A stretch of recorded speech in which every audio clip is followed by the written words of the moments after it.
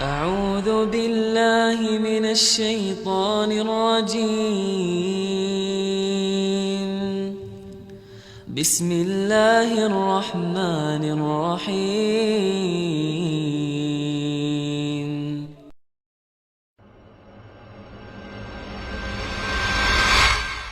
Adalah bersyukur kepada Allah. Bersyukur. Para ulama salaf kita dari sahabat dan tabi'in, tabi'in, orang-orang saleh yang sudah faham wahyu Al-Quran dan Sunnah, maka mereka selalu lisannya kalau lagi tidak ngomong sama orang dua hal, Alhamdulillah atau Astagfirullah. Terus begitu. Sampai mereka itu kalau lagi jalan dari rumahnya ke tokonya di Baghdad dulu, di Irak, di Madinah, di Mekah, di tempat-tempat mereka mau buka usaha, atau mereka dari rumahnya menuju ke masjid mau mengajar, maka selalu lisannya Alhamdulillah, Alhamdulillah, Alhamdulillah, Alhamdulillah, Alhamdulillah, non-stop. Atau mereka mengatakan Astagfirullah wa atubu ilaih, Astagfirullah wa atubu ilaih, Astagfirullah, terus gak pernah berhenti gitu kan. Maka mereka terus bersyukur. Makanya dengan syukur ini kita sudah sentil sedikit gambarannya kemarin. Saya sudah berikan gambaran kalau dengan kalimat Alhamdulillah ini sebenarnya password untuk menambah rezeki. Ucapkan itu selalu. Bangun tidur suruh baca Alhamdulillah, habis makan Alhamdulillah, habis minum Alhamdulillah, selalu ditekankan untuk ucapin itu. Maka mestinya kita ucapkan. Sayangnya kita sangat jarang sekali untuk mengucapkan kalimat ini.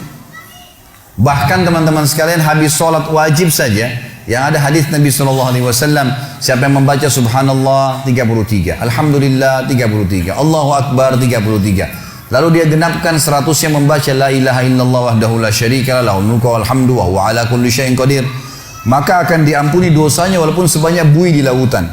Tapi pertanyaannya, siapa yang dapat nih? Padahal kalau untuk baca ini saya pernah pakai durasi menit, teman-teman sekalian. Baca dengan sangat tenang pun itu 7 menit sudah selesai sebenarnya. Baca ayat kursinya, baca Al-Ikhlas, Al-Falaq, An-Nasnya, dengan baca Subhanallah, Alhamdulillah, Allah Akbar masing-masing 33 kali. Maksimal 7 menit. Tapi pertanyaan, siapa yang dapat nih? Karena banyak orang tidak menganggap penting untuk mengucapkan zikir kepada Allah, terutama masalah Alhamdulillah. Maka mereka buru-buru sekali. Subhanallah, Subhanallah, Alhamdulillah, Alhamdulillah, Alhamdulillah, Allah Akbar, Allah Akbar, Allah Akbar, Allah Akbar. Apa ini? Bagaimana bisa dapat gitu kan? Bagaimana kalau seandainya Anda sedang kerja di perusahaan ingin minta dinaikkan gajinya? Bagaimana tulisannya itu, permohonannya? Kepada yang terhormat, pimpinan perusahaan, dirut, ya di tempat, saya telah mengabdi selama 10 tahun, disebutkanlah kebaikan-kebaikannya, perusahaan ini juga baik. Saya berharap bisa dinaikin 1 tingkat jabatan saja. Atau dinaikin gaji saya sekian persen. Atas kerana kami ucapkan terima kasih, taruh di ruangan dirutnya. Kira-kira berani nggak pegawai ini ketuk-ketuk, mana tadi kemarin tuh yang saya sudah ajukan, gitu kan? Nggak bisa nunggu sebulan belum datang, sabar. Kenapa? Kalau doa rewel gitu. Mestinya sabar kepada Allah Subhanahu Wa Taala. Allah tahu kebutuhan kita kok. Allah tahu kebutuhan hamba-hambanya. Bahkan kita tidak minta pun Allah tahu kebutuhan hambanya, gitu kan? Allah tahu kebutuhan hambanya. Jadi harusnya bersyukur teman-teman sekalian. Kita biasakan bersyukur kepada Allah Subhanahu Wa Taala. Masih ingat tadi pagi saya bilang banyak hal-hal yang bahkan dianggap buruk oleh manusia, ternyata sebuah rezeki. Seperti tadi lapar, haus, capek.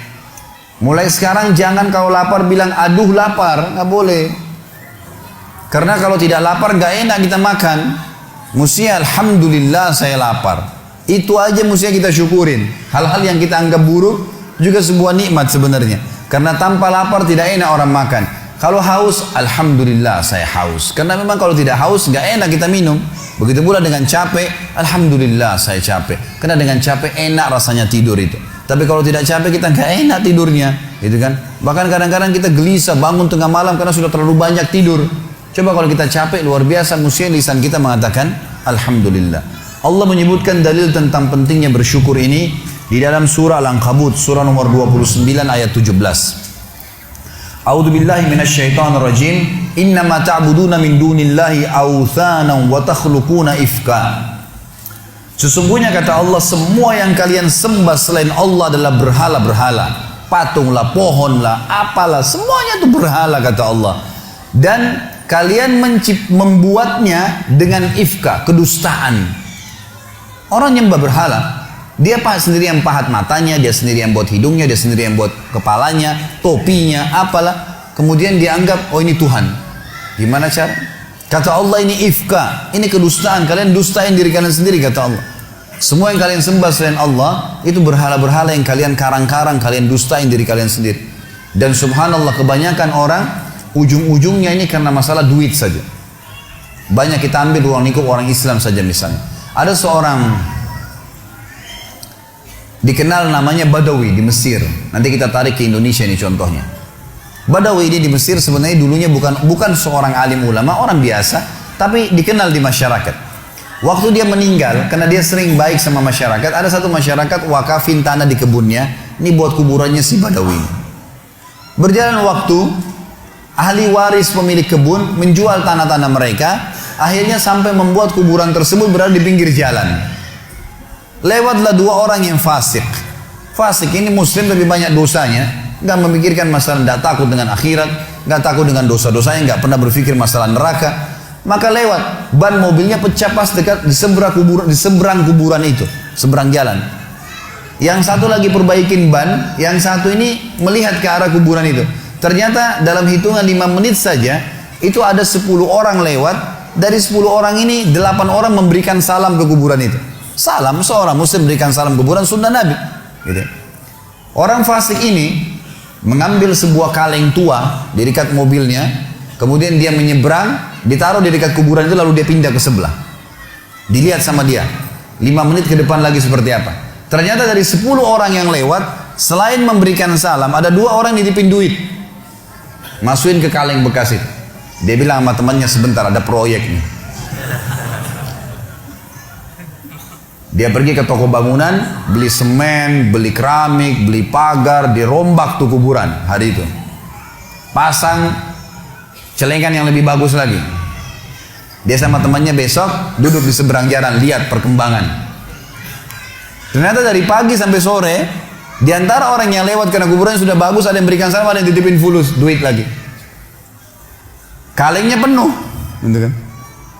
Wah, ini proyek nih. Beli tanah di sekitarnya, bebasin tanah itu, bangunin masjid.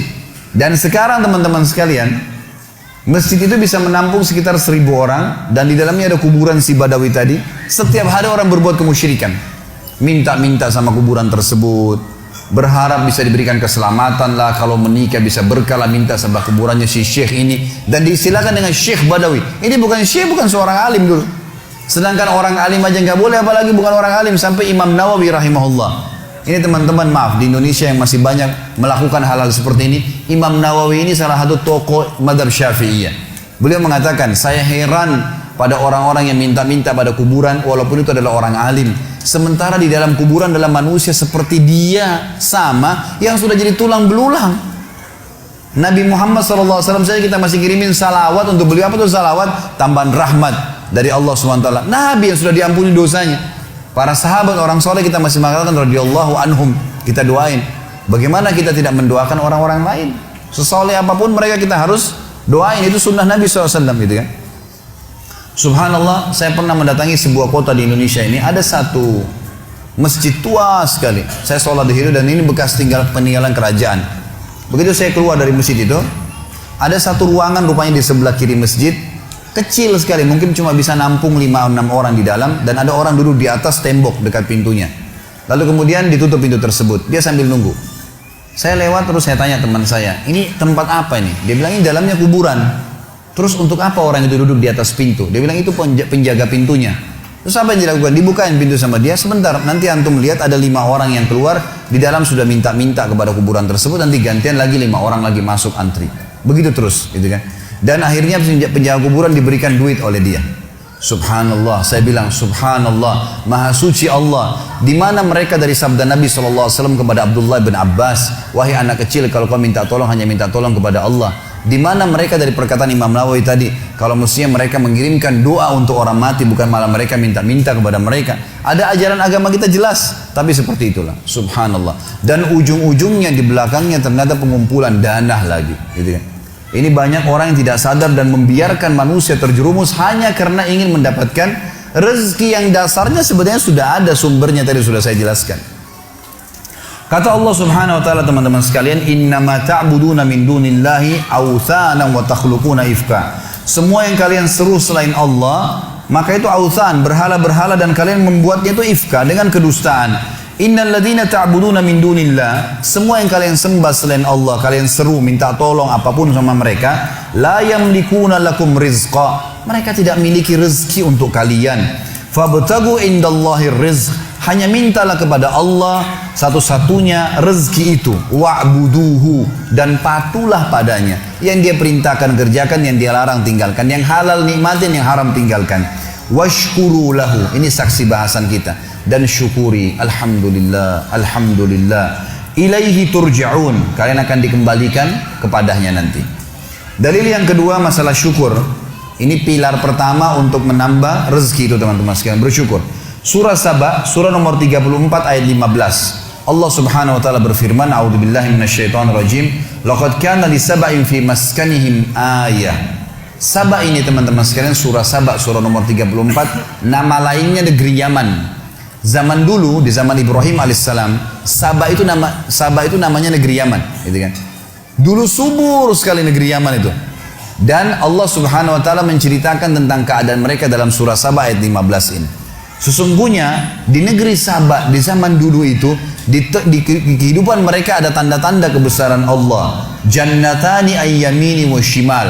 Di sisi timur dan baratnya itu ada kebun-kebun yang lebat. Dijelaskan dalam sebuah riwayat Nabi SAW bahwasanya dulu di negeri Saba ini ada Saddul Ma'rib namanya. Ada bendungan Ma'rib. Bendungan Ma'rib ini teman-teman sekalian dibuat dengan ilmu yang Allah berikan kepada mereka dan mereka beriman kepada Allah. Maka membuat akhirnya di musim panas pun mereka tetap punya sayur-sayuran. Semua di barat negeri Saba sayur-sayuran, di bagian timurnya adalah buah-buahan, dan sampai mereka menjadi pemasok terbesar di dunia pada saat itu.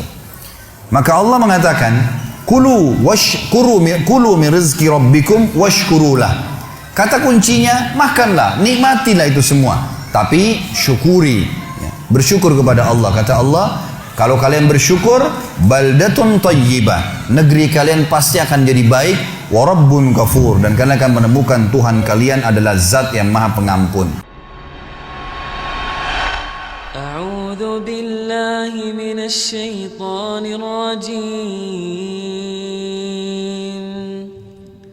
بسم الله الرحمن الرحيم